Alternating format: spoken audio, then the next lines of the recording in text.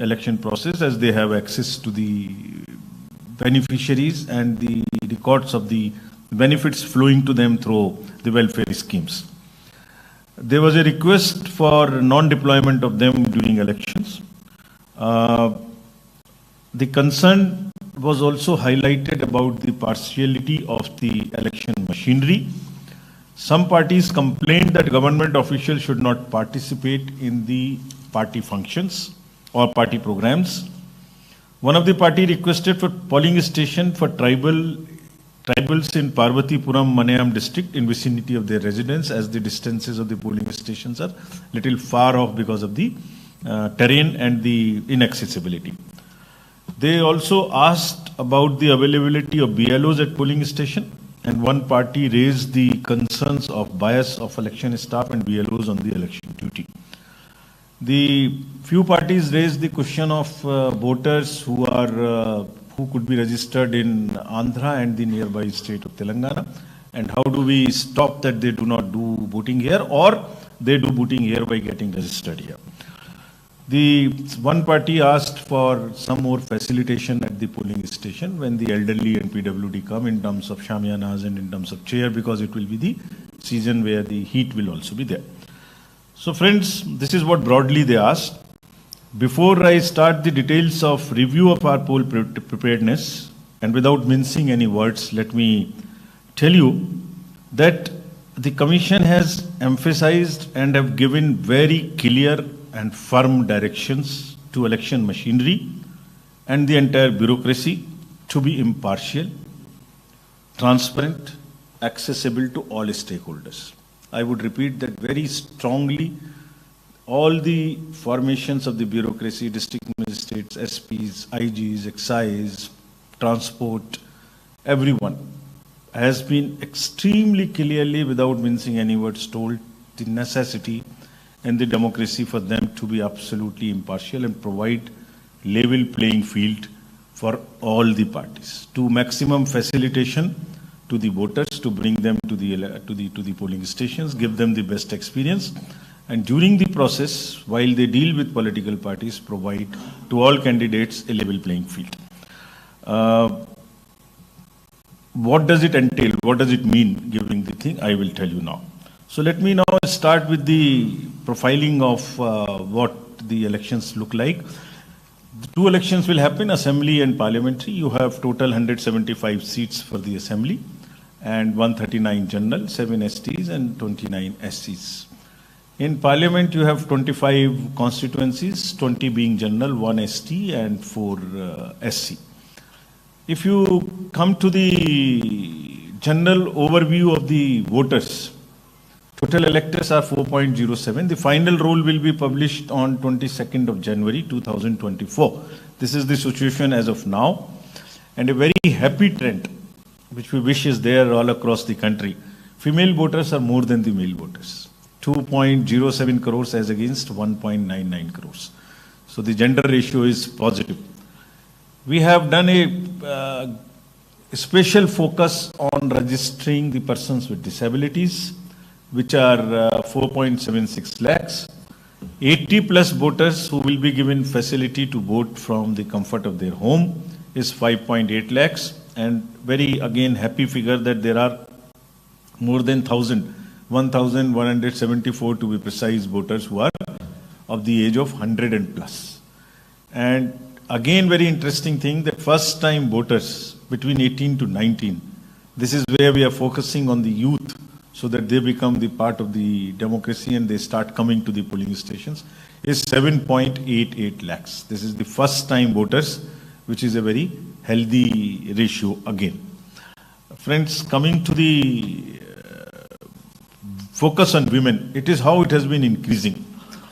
There are, it is increasing from 10-13 as a gender ratio to 10-36, which is an extremely healthy gender ratio. And in the 159 ACs out of 175, gender ratio is more than 1,000. This is again, it's not confined to a few assemblies, it is across the state, and again a very, very healthy sign. And interestingly, In the 18 to 19 years also, women voters are 3.5 lakhs, which is again a good ratio as compared to that. Our focus is also on the inclusive elections. First time voters in 18 to 19 years are 5.05. And as we started from last year to take the advance applications, because of the, on first of every quarter, that is the qualifying date now, there are 3.77 lakh voters who have applied in advance with us. Gender ratio in 18-19 is also on an increase from 778 to 796. Coming to the carrying forward the inclusive part of our electoral roll, there are 11 particularly vulnerable tribal groups in the state of Andhra, the total population being close to 4.29 lakhs and 18 plus population being 2.94. There is a 100% enrollment which we have attempted. Across the country we are trying that the particularly vulnerable tribal groups which happen to be at the lowest of the human development indices are covered. They also get a full chance to participate in the democratic process, get a voice. And this is an attempt. We will make an extra attempt to bring them to the votes. Now I'll come to specifically the complaints given by the political parties. First complaint was, as I mentioned, regarding the large number of deletion of voters. So, friends, to tell you that from 6/1/22, that was the date of the final publication in the year 2022, till 30th 8/2023, there were 21 lakh deletions made. All of them have been verified, and whatever there were only 13,061 deletions which were found to be incorrect, and therefore they have been rectified. So all deletions whichever have been made, we have certificates from each DO, they have been cross-verified. So this should rest now the issue. Regarding the complaints regarding dead, shifted and duplicate voters, that again was compiled, and out of a 14.48 lakh voters, 5.65 lakh names found to be either death cases or permanently shifted, and after due verification, they have also been deleted, which is forming part of the total deletions. As regards the cases of, there was a complaint that on one house, there are many voters, more than 10. This was the complaint in Telangana also, which we received. And this is a historic legacy problem because the house numbers for some regions in the panchayat or in the municipal areas are not given. So as you call here, they are the zero numbers or the junk numbers alphabetically or some sign numbers. House-to-house verification were done for 1.57 lakh such houses which have these kind of zero numbers or others. 20 lakh plus electors. When the draft publication of roll was done on 27th of October this year, the number reduced to, after carrying the corrections, to 65,964, and out of this 4.52 lakh have migrated and 26,679 are non-traceable. So therefore, the nutshell, 99% cases have been resolved wherever there are more than 10 voters. Either they have been deleted or after filling up the form, their new address has been given to them. Similarly, zero and junk, this was the voters of the houses which have 10 and more. Now, similarly about junk and zero corrected votes, there are 2.5 lakh such households where also addresses have been corrected and after filling up the forms. Next.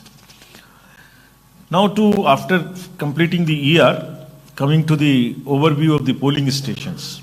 The total number of PSAs in the state for elections would be 46,165. Average voters would be around 870, though maximum up to 1,500 they are permissible. Urban and rural backup is given. There would be webcast from these polling stations to know what is happening inside in around 70%. In each constituency, the Commission is attempting that in order to give empowerment again, that booths are managed by the women or by the youth and also by the persons with disability. So there would be booths in each constituency which will be managed. They will look something like this. Women, just the visual thing, we will make all extra efforts to make the voting experience very, very festive, if from our side. Next. Now, each polling station would have minimum facilities assured. These are toilets, signages, drinking water, poll volunteers if some persons with disability or old age wants to get this facility, help desk, ramp, chairs, everything. Next. Senior citizens, and there are 5.8 lakh senior citizens, as I mentioned before. They would be allowed voting from their houses. The 5 days after the notification, they have to fill up the form 12D. Those who want to come do not want to come. Majority of them wants to come to the polling station. This is what is our experience. Because old days they get a chance to come to the polling station and meet people, and it's in their habit. So most of them wants to come. In case somebody doesn't want to come, this is the facility that they will be allowed to cast their vote from the home, and similar facility exists for the persons with disability also, who have the disability of 40% and above. Next. Friends, we want to publicize this through your medium. There is a C-Vigil applications. I'm coming to the technology now. Parts, how would we facilitate conduct of free and fair elections. So C-Vigil is an application. Citizens be vigilant. That's what is the purpose. You can make any kind of complaint to the commission. You can take a photo. You can type something. You can take a video, upload it from your system. Your identity is not revealed, and we will take the location, that is the longitude and latitude of your location, right from your phone. Our team will reach maximum within 100 minutes to resolve that issue. We'll come back to you within 100 minutes. That's the guarantee through this application. What it does, nearby, whichever is the zonal magistrate or the team, it directs them towards the site from where the complaint has been lodged. Similarly, next is the voter helpline app. So if anybody wants to know where is the polling station, who is the BLO, what kind of, or the election results, they apply for anything online, because the corrections and things are still available, or download the e-epic. This is the website, voter helpline. Suvidha portal, you would be very happy to know again. This is an technological intervention to again ensure the level playing field. There was a possibility that when the entitlements are asked by the candidates, say for instance the booking of a ground for conducting rallies, now they will apply on this website, on this portal, which will be timed logged in and first in, first out. Whosoever applied first will get the first. All DOs, district magistrates, have been instructed that strictly whosoever applies first for a facility will have to be given first. Not that any extraneous considerations. The next important application is Know Your Candidate, KYC. Anything you want to know about your candidate is all available on this, including the criminal background or antecedents, if any.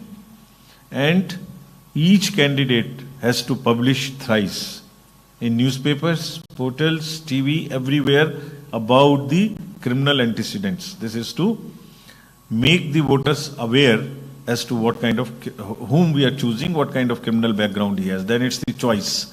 So it's the informed voter who takes the decision about the background one must know. So this application enables the voters to know about their candidate, including their affidavits, including their assets, liabilities, whatever they file along with the nomination form in terms of the affidavit gets uploaded here. So their picture, their criminal background, their assets, liabilities, everything is here.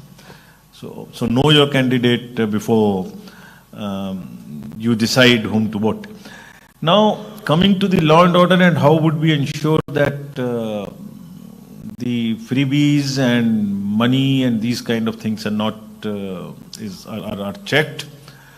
There are total 139 checkposts which have been made. As you know, there are 5 states and 1 UT with which Andhra has the border.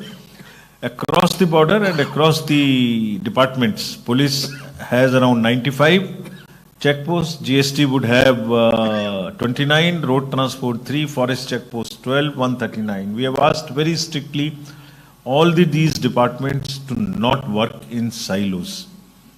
Let them work as a team, so that even the transport, GST, police, everybody knows what is happening in the state. I'll cover this little later.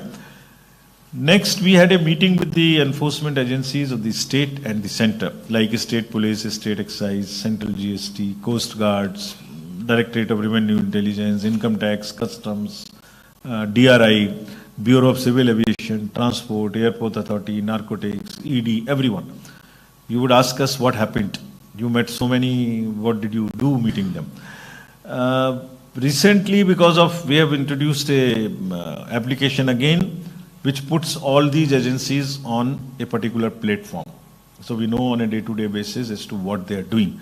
Result of which is that in last 11 elections, we have been able to seize something close to 3,400 crores as against the earlier figures of 366 crores. That's the phenomenal increase. We have here asked all the departments to, from now, whenever the thing starts, to take strict action against use of money power during elections. This is one area, inducement-free elections. This is what we are committed to. So, what all it includes the distribution of liquor, cash, freebies, all godowns, all GST related issues, eBay bills, analytics. So you know what is coming into the state, both for the assembly elections and also for the parliamentary elections. And it is not that you take action only against the small handlers of the liquor, those who are carrying it. Go to the kingpins, who are the organizers of crime. Similarly, there would be a strict watch on the cash if through by the